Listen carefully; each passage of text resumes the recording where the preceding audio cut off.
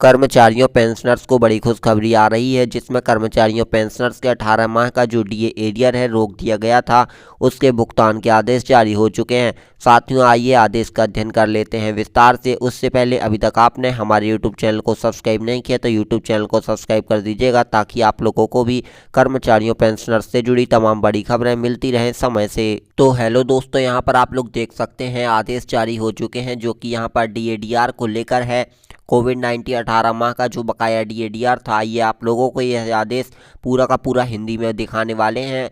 अभी तक आपने हमारे यूट्यूब चैनल को सब्सक्राइब नहीं किया तो यूट्यूब चैनल को सब्सक्राइब कर लीजिएगा, ताकि आप लोगों को भी प्रतिदिन ऐसे ही नए नए अपडेट मिलते रहें। तो साथियों, यहाँ पर आप लोग देख सकते हैं भारत सरकार वित्त मंत्रालय द्वारा यह आदेश जारी हुआ है, जो कि 7/1/2025 को जारी हुआ है।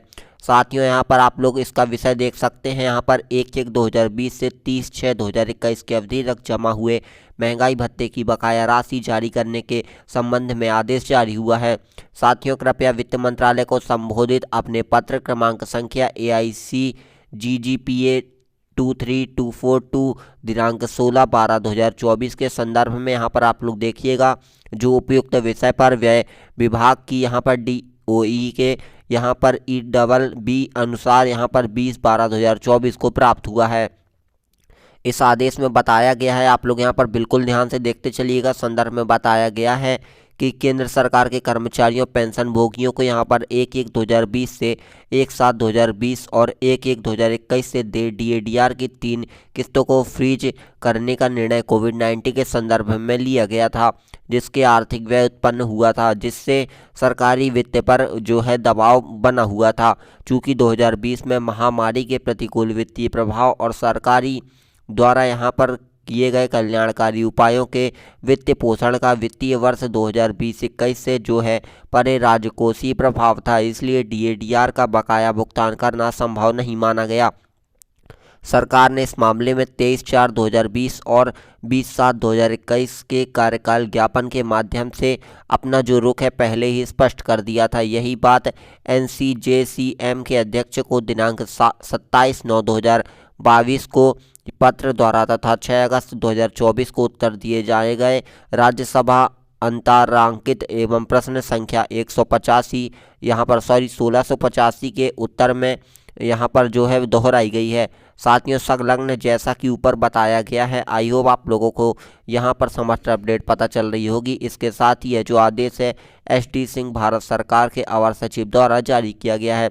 साथियों, इसमें क्या क्या लाभ मिलने वाले हैं, तो यहाँ पर हम बात करेंगे कि सरकार ने हाल ही में एक महत्वपूर्ण घोषणा की है, जो लाखों केंद्रीय कर्मचारियों और पेंशन भोगियों के लिए राहत भरी खबर है। जी हाँ साथियों, सरकार ने 18 महीने के डीए एरियर महंगाई भत्ता बकाया के भुगतान को मंजूरी दे दी है। यह फैसला कर्मचारियों के लिए लंबे समय से चली आ रही मांग को पूरा करता है और उनकी आर्थिक स्थिति में सुधार लाने में मदद करता है। इस निर्णय से लगभग 48 लाख केंद्रीय कर्मचारियों और 68 लाख पेंशन भोगी लाभान्वित होने वाले हैं। डीए एरियर का भुगतान 3 किस्तों में किया जाएगा, जिससे कर्मचारियों को अपने वित्तीय मामलों को बेहतर ढंग से प्रबंधित करने में मदद मिलेगी। यह कदम न केवल कर्मचारियों के मनोबल को बढ़ाएगा, बल्कि देश की अर्थव्यवस्था को भी गति प्रदान करेगा। साथियों, यहाँ पर डीए एरियर योजना का ओवरव्यू क्या कहता है, तो यहाँ पर लाभार्थी सभी कर्मचारी और पेंशन भोगी होने वाले हैं, जिसकी अवधि 18 महीना जनवरी 2020 से जून 2021 होने वाली है। यहाँ पर लाभार्थी लगभग 1.16 करोड़ कर्मचारी होने वाले हैं। यहाँ पर भुगतान का तरीका 3 किस्तों में किया जाएगा। इसके साथ ही कुल अनुमानित राशि यहाँ पर लगभग 34,000 करोड़ बताई जा रही है। साथ ही यहाँ पर प्रभावित जो तिथि है अक्टूबर 2023 से आप लोगों को लंबित भुगतान किया जाएगा, जिसकी पहली किस्त अक्टूबर 2023 में जो है दी जानी है, दूसरी किस्त जनवरी 2024 की और तीसरी किस्त अप्रैल 2024 की जो बकाया है यहाँ पर भुगतान की जाएगी। साथियों, यह व्यवस्था इसलिए की गई है ताकि सरकार पर एक साथ बड़ा वित्तीय बोझ न पड़े और कर्मचारियों को नियमित अंतराल पर लाभ मिलता रहे।